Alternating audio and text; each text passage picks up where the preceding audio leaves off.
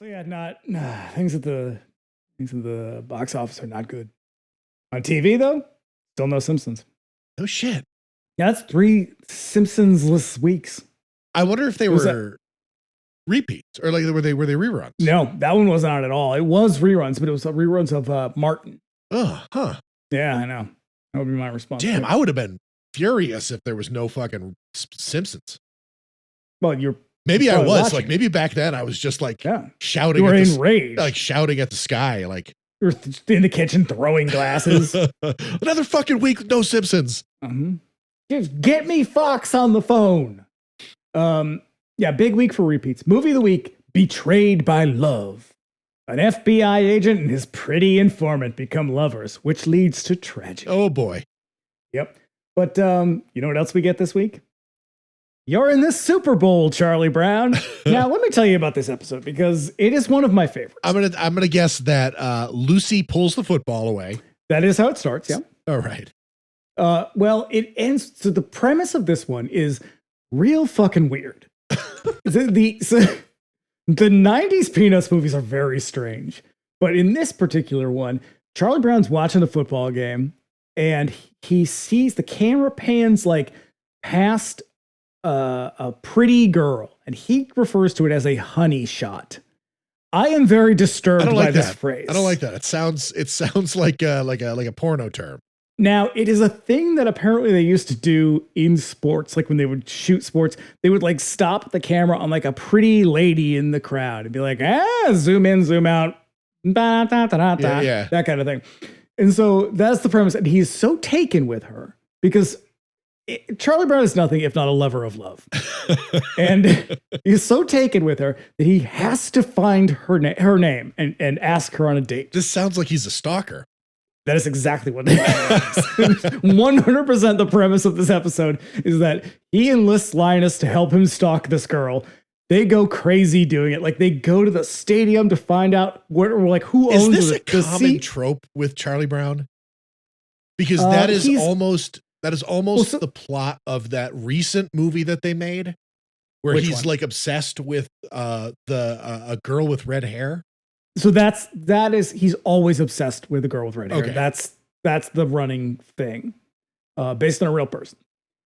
And was Charles Schultz also a stalker? No, it was the first girl he fell in love with. It was her, and he never told her that, but she found out eventually, and she was like, "Oh, okay, yes, that's fine." I always wondered, like, how did his wife feel about that? But he also cheated on his first wife a bunch of times. But he married the woman he was cheating with, so Jesus. Love is love. What can you do? It's like you said, he's a lover of love. He really is. So he enlists Linus to help him go find. They eventually they go through all of these different girls. They get the wrong person, but there's one time where my favorite lines. He makes Linus call the girl, and like the person on the other end is like complaining and shouting at him, and he hangs up and he goes, "Are you sure about this, Charlie Brown? That girl sounds awful." And I was just like, yes, he's the voice of reason. They do eventually find her though. And it turns out she also carries around a security blanket, and she and Linus hit it off, and Charlie Brown is left heartbroken yet again. Oh boy. It's a good one. It's a real good one. It's if you have Apple Plus, it's on there. Get on there and watch them all. I was just started a Charlie Brown podcast. Me recapping Charlie Brown. Falling in love, falling out of love. Anyway, there was a lot of other shit going on TV. A show called Cafe Americain. Okay. Remember that hot one? Nope. Valerie Bertinelli. Valerie Bertinelli owns runs a family cafe. I feel like the 90s was Valerie Bertinelli. We'll set it again. Valerie Bertinelli just comeback after comeback that just didn't quite land. I think that was a thing really kind of going on a lot in the 90s. Was like a lot of people from the 80s like trying to make it as like full-fledged adults, and everyone was like, we've moved on. We have Jennifer Aniston now. We're done with it. And we also get a show called Missing Persons. This sounds familiar. Is it like 17 episodes? Do you know anything about it? Not really. It's a crime drama, 17 episodes. Okay. I was going to say, I thought it might have been like a sort of missing persons version of like America's Most Wanted. Oh, no, there was one of those though, but it was much later. The only reason I wrote this one down is because the episode title was "My Beautiful Son is Missing," and I don't know why that struck me as very funny. It sounds like something Donald Trump would say. Yes, he's the most beautiful son, and he is missing. We get a show called Hearts of the West, and it's on this CBS. One rings a bell. It's on CBS, and it feels real CBS-y. It is Beau Bridges uproots his urban family and moves them to a farm. Oh, God. Okay, so it's consistent with TV shows in the 90s, but I will say this, CBS definitely had a vibe. Oh, they still do. It's the same fucking vibe. It's like everything's directed at an audience that's a little older. And it's like politically right down the center. It's like the people who read things and they're like, what? What do you mean there are kids shitting in litter boxes in school bathrooms? It's like people like that. Like that's who's listening and watching this stuff. Yeah. So that didn't last very long. It's just 15 episodes. Jesus H. Yeah. Well, in the news, things are getting bleak again. Oh no. In California, there's a carjacking in Sacramento that turns into a 400-mile police chase. I vaguely remember this. That ended with a hostage standoff at the Hall of Records. Oh my God. Yeah, it was like a huge deal. And I was like, why have I never heard of this before? Sounds familiar, though. I vaguely recall that one. So it's these two dudes. They carjack this guy in Sacramento when he's at a Burger King drive-thru. What a terrible place to get carjacked. I know. You just want your fucking Whopper, and all of a sudden, here's a guy with a gun in your face. Yeah, you're excited about it. You're like, I want the chicken sandwich. I'm going to get them. To be honest, they're for once, they're actually going to substitute the onion rings. Yep. And, well, their fries are pretty good, too. But their chicken sandwiches, that's where it's at for me.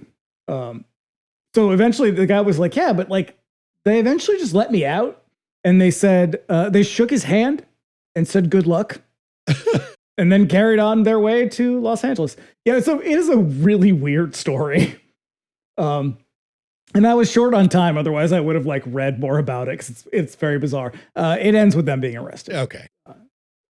Nobody was killed, I don't think. Or the news did not indicate. Now I got to look this up because I got to wonder like what their end game was. It's still not the biggest though. The Norco bank robbery is still the biggest. Okay. Yeah. So this is a 400-mile fucking rules. That is this is a 400-mile chase, but that one ends up being like a 600-mile crime scene. Yeah. Yeah. Because it just goes. If you've never heard it, there is an episode of The Dollop about the Norco bank robbery. Or you could not be a Philistine and read a book about it because there's a really good book about it too. It is one of the most harrowing fucking stories you're ever going to read. Yeah, it's nuts. Yeah, it's bunch of fundamentalists or no born again. They were doomsday preppers and they were getting ready for the end times. Yeah. Yeah. And it's real like Jesus is just all right with me, kind of like hippies. Yeah, yeah. They weren't like Aryan Nation types. Yeah. Yeah. Fascinating story. Yeah. Anyway, our friends in Russia get the Snickers bar for the first time. Oh, hey, good for them. Well, you'd think so. Some of them loved it. Others were very suspicious of it. They thought it was a ploy to increase support for the West. And you know what? Who knows? It probably was. Maybe this country is fucking nuts. Yeah, when the CIA sets out to perpetrate a psyop, they're not terribly subtle. So no, they're either sending dolphins with bombs strapped to their heads, they're drugging you with large quantities of psychedelics, or they're sending you Snickers bars. Right, Snickers really satisfies. I wonder how you say poisoned underwear. That was the thing they tried. Just put some ricin in the crotch of your underwear, and you're good to go. Exploding cigars, also a thing they tried. That's how they tried to kill what's his face there, and Castro. Yes, thank you. Again, rough week for California. Los Angeles, 1994 earthquake. Remember that? Devastating. No. Killed 57 people. Shit. Injured 9,000 people. Oh, yeah. Okay, so yeah, this is when I believe the San Andreas fault kind of enters the broader public consciousness for the first time. Yeah. Yep. Caused more than $30 billion in damage. Oh, my God. You've been listening to a sample of our Patreon exclusive podcast, Do You Think I'm Spooky? For access to all our past premium episodes, go to patreon.com/bringmetheaxepod, where you can subscribe for $5 a month. Your support also gets you access to Radio Free Haddonfield, my bi-weekly DJ show for the weeks when Do You Think I'm Spooky is off. That's an extra episode of content on the weekly from your favorite podcast. We love and appreciate every one of our listeners, and your support makes this whole enterprise worthwhile. Once again, that's patreon.com/bringmetheaxepod. Sign up for the $5 tier today.